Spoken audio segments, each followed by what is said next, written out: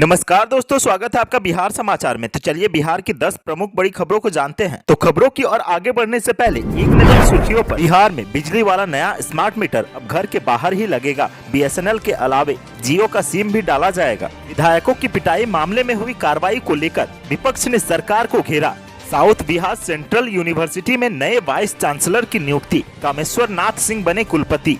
Nitish cabinet की बैठक खत्म, 7 एजेंडों पर लगी मुहर, कई महत्वपूर्ण फैसले लिए गए। बिहार में कृषि निर्यात को तेज करेगी नीतीश सरकार, मुख्यमंत्री ने कॉन्ट्रैक्ट फार्मिंग पर भी फोकस करने को कहा। फर्जी सर्टिफिकेट बनाने वाले गिरोह का खुलासा, एसडीओ की कार्रवाई में 4 लोग गिरफ्तार। कोरोना के कारण चमकी बुखार ने बदल लिया समय, एईएस से अब तक 11 बच्चों की मौत। बिहार में मुखिया सरपंच के करीब 8000 पद होंगे आरक्षित, इलेक्शन कमीशन जल्द जारी कर सकती है लिस्ट। चुनाव प्रचार के दौरान उठाया पार्टियों का झंडा बैनर तो रद्द हो जाएगी उम्मीदवारी। पंचायत चुनाव को लेकर आयोग सख्त। बिहार में 27-28 जुलाई से फिर जोर पकड़ेगी मानसूनी बारिश, जानिए वजह। सरकार ने भले ही हर बिजली उपभोक्ता के घर में स्मार्ट मीटर लगाने का ऐलान कर रखा हो, लेकिन हकीकत यह है कि स्मार्ट मीटर लगाने की रफ्तार बेहद सुस्त है। स्मार्ट मीटर में उपभोक्ता भी दिलचस्पी नहीं दिखा रहे हैं। इसकी वजह कहीं न कहीं स्मार्ट मीटर में जंपिंग रीडिंग भी है। जिन उपभोक्ताओं ने स्मार्ट मीटर लगवाया है, अक्सर वह शिकायत करते हैं कि उनका बैलेंस बगैर बिजली इस्तेमाल के ही कट जाता है। बिजली कंपनियों ने अब लोगों की इस शिकायत को दूर करने के लिए कदम उठाया है। साथ ही साथ स्मार्ट मीटर में छेड़छाड़ करने वाले लोगों से निपटने के लिए भी नया फैसला किया है। बिजली उपभोक्ता अब स्मार्ट मीटर घर के अंदर नहीं लगा पाएंगे। बिजली कंपनियों की तरफ से स्मार्ट मीटर अब घर के बाहर ही लगाए जाएंगे। पेसू ने इसको लेकर सभी मीटर एजेंसियों को गाइडलाइन जारी कर दिया है। पेसू का मानना है कि मीटर बाहर लगने से नेटवर्क की समस्या नहीं होगी। घर के अंदर मीटर लगने से कहीं न कहीं नेटवर्क कमजोर रहता है, जिससे मीटर रिचार्ज के बाद भी बिजली देर से आने की शिकायत रहती है। घर के बाहर मीटर लगने से उपभोक्ताओं की शिकायतें दूर हो सकती है और मीटर से छेड़छाड़ के मामलों में भी कमी आएगी। घर के बाहर जब मीटर लगा रहेगा तो उपभोक्ताओं के उसके साथ छेड़छाड़ कम करेंगे।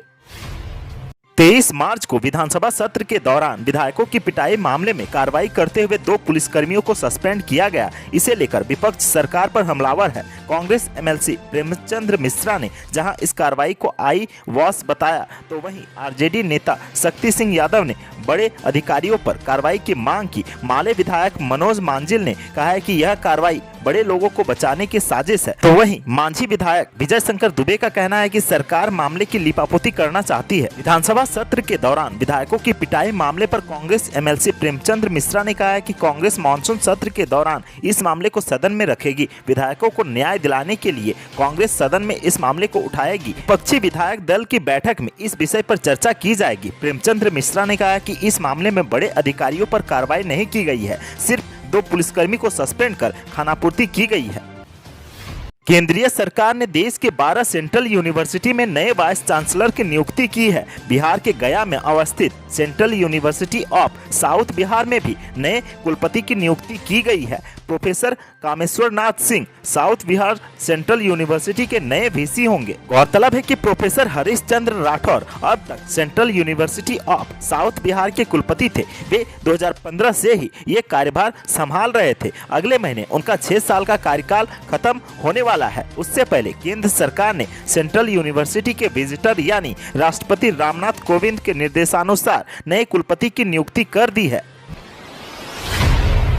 इस वक्त एक बड़ी खबर पटना से सामने आ रही है। मुख्य सचिवालय में चल रही नीतीश कैबिनेट की अहम बैठक खत्म हो गई है। बैठक में 7 एजेंडों पर मुहर लगी है। शुक्रवार को बिहार के मुख्यमंत्री नीतीश कुमार की अध्यक्षता में हुई कैबिनेट की बैठक में national mission on agricultural extension and technology के अंतर्गत सब मिशन ऑन एग्रीकल्चरल एक्सटेंशन योजना के कार्यान्वयन के लिए बिहार कृषि प्रबंधन एवं प्रसार प्रशिक्षण संस्थान पटना तथा जिला स्तरीय कृषि प्रौद्योगिकी प्रबंधन अभिकरण को वित्तीय वर्ष 2021-22 के लिए कुल 12,000 लाख रुपये केंद्रांश मद से 7200 लाख रुपये एवं राज्यांश मद से 4800 लाख रुपये मात्र की लागत पर योजना का कार्यान्वयन एवं निकासी एवं व्यय की स्वीकृति प्रदान की गई। इसके तहत कृषि प्रसार तंत्र को सक्षम एवं प्रभावकारी बनाया जाएगा। प्रशिक्षण, परिभ्रमण, किसान पाठशाला का संचालन, पुरुष महिला किसान समूह का गठन, खाद्य सुरक्षा समूह का गठन करके कृषि की उन्नत तकनीकी की जानकारी किसानों को हस्तांतरित किया जाएगा।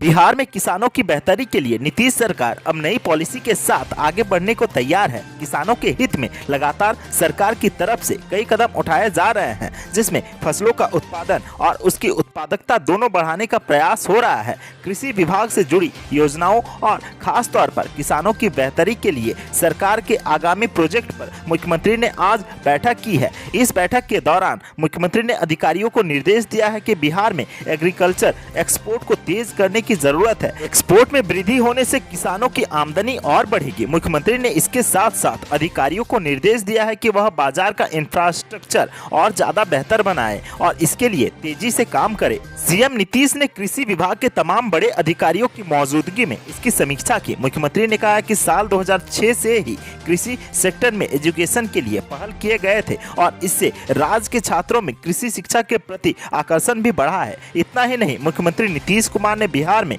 कॉन्ट्रैक्ट फार्मिंग सिस्टम को विकसित किए जाने की जरूरत भी बताई है। बिहार के किशनगंज में फर्जी सर्टिफिकेट बनाने वाले गिरोह का भंडाफोड़ किया गया है। इस मामले में 4 लोगों को गिरफ्तार किया गया। फर्जी तरीके से जन्म प्रमाण पत्र सहित कई सर्टिफिकेट बनाया जा रहा था। एसडीओ के नेतृत्व में छापेमारी की गई। किशनगंज जिला प्रशासन के द्वारा फर्जी सर्टिफिकेट बनाने वाले बड़े गिरोह का भंडाफोड़ किया गया है। शहर के जिला परिषद कार्यालय परिसर में एक दुकान में शुक्रवार को छापेमारी की गई। जिला परिषद कार्यालय के पास मुकेश कंप्यूटर नाम से चलाए जा रहे दुकान से पुलिस ने कुछ प्रमाण पत्र, दस्तावेज व अन्य कागजात जब्त किया है। कंप्यूटर की दुकान से जो प्रमाण पत्र बरामद किए गए हैं उसमें योजना एवं विकास विभाग उप जिला अस्पताल खड़गपुर का पता अंकित है। पकड़े गए कंप्यूटर कर्मी के द्वारा फर्जी तरीके से जन्म व मृत्यु प्रमाण पत्र बनाए जाने की बात सामने आई है। प्रमाण पत्र में जिस स्टाम्प मोहर अंकित है उसमें भी नकली होने की आशंका जताई जा रही है। एसडीओ शाहनवाज अहमद नियाजी ने बताया कि इस संबंध में गुप्त सूचना मिली थी, जिसके आधार पर छापेमारी की गई। सीमांचल का इलाका होने की वजह से यह भी संभावना है कि फर्जी सर्टिफिकेट का इस्तेमाल घुसपैठिए भी कर सकते हैं, इसीलिए गहन जांच की जा रही है। गिरफ्तार आरोपियों में मुकेश कुमार शाह, जुनैद आलम और राकेश कुमार शामिल हैं। चमकी बुखार या एईएस से मुजफ्फरपुर और वैशाली के बच्चों की मौत होते रही है, लेकिन इस बार कोरोना की दूसरी लहर के दौरान चमकी बुखार का कहर देखने को नहीं मिला। कोरोना के कारण लॉकडाउन लगा हुआ था, शायद इस वजह से भी बच्चे घरों से बाहर नहीं निकले और उन पर चमकी बुखार का कहर नहीं टूटा। लेकिन अब मुजफ्फरपुर में जो चौंकाने वाली खबर सामने आ रही है वह यह है कि चमकी बुखार ने अपना पांव पसारना शुरू कर दिया है। ऐसे में यह सवाल उठना लाजमी है कि क्या कोरोना वायरस के कारण चमकी ने अपना समय बदल लिया है। मुजफ्फरपुर में अचानक से एईएस के मामले बढ़ने लगे हैं। एसकेएमसीएच में आज 7 साल की एक बच्चे की एईएस से मौत हो गई। एसकेएमसीएच में उसका इलाज चल रहा था। अब तक इस साल की चमकी बुखार से 11 बच्चों की मौत हो चुकी है। 7 साल की शिवानी 19 जुलाई को एसकेएमसीएच में भर्ती कराई गई थी। उसके पिता राजन राम के मुताबिक 15 जुलाई को उनकी बच्ची को बुखार आया था। इसके बाद गांव के ही एक दुकान में उन्होंने बुखार की दवा लेकर बच्ची को दी।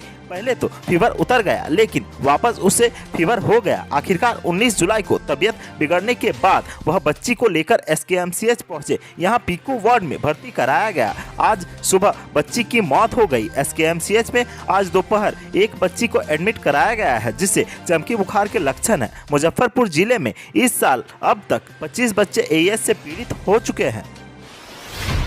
राज्य निर्वाचन आयोग के निर्देश के बाद सभी जिलों द्वारा आरक्षित पदों की सूची तैयार कर ली गई है। इस बार पदों के आरक्षण में कोई बदलाव नहीं होगा। राज्य के करीब 300 ग्राम पंचायतों के नगर निकायों में विलय होने के बाद शेष ग्राम पंचायतों, वार्ड पंचायत समिति निर्वाचन क्षेत्र और जिला परिषद निर्वाचन क्षेत्र के अनुसार नए सिरे से पदों के आरक्षण की तैयारी की गई है। इससे सभी जिलों द्वारा आरक्षित पदों को चिन्हित कर लिया गया है। आरक्षित पदों की पूरी सूची का प्रकाशन 10 अगस्त के बाद किया जाएगा। नए नगर निकायों के गठन के बाद त्रिस्तरीय पंचायतों के आरक्षण में मामूली बदलाव की आवश्यकता थी। जिन पंचायतों को पूर्ण विलय हुआ है वहाँ के सभी पदों को समाप्त कर दिया गया है। आयोग ने जिलों को उन सभी ग्राम पंचायत, पंचायत समिति और जिला परिषद के पदों को एडजस्ट करने का निर्देश दिया था, जिनका आंशिक भाग निकायों में शामिल किया गया है। बिहार में पंचायत चुनाव को लेकर निर्वाचन आयोग ने युद्धस्तर पर तैयारी शुरू कर दी है। आयोग ने सभी डीएम को निर्देश जारी कर कहा है कि यह सुनिश्चित किया जाए कि कोई भी कैंडिडेट अपने पार्टी का झंडा या बैनर साथ न रखे। आयोग ने कहा है कि ऐसे उम्मीदवारों की तत्काल प्रभाव से उम्मीदवारी रद्द की जाएगी। वहीं निर्देश में कहा गया है कि इस बार पंचायत चुनाव में प्रत्याशियों को नामांकन के समय एक ही वाहन के इस्तेमाल की अनुमति प्रदान किया है। एक से अधिक वाहन के साथ जाने की अनुमति नहीं दिया है। इसके साथ ही एक ही प्रस्तावक नामांकन के समय मान्य होंगे। राज्य निर्वाचन आयोग के नामांकन को लेकर जारी निर्देश के तहत कोरोना से बचाव को लेकर इस प्रकार के एहतियात बरतने पर जोर दिया है।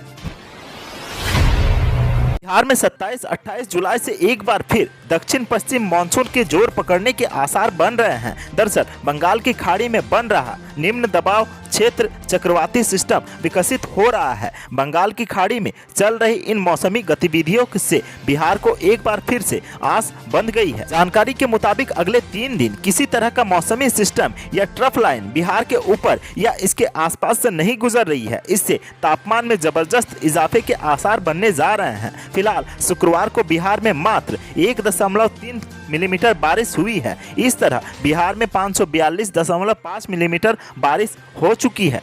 तो आज के सुर्खियों में बस इतना ही। बिहार से जुड़ी खबरों के लिए सब्सक्राइब करें हमारे चैनल को और साथ ही साथ अपने दोस्तों और रिश्तेदारों में शेयर करना ना भूलें। धन्यवाद।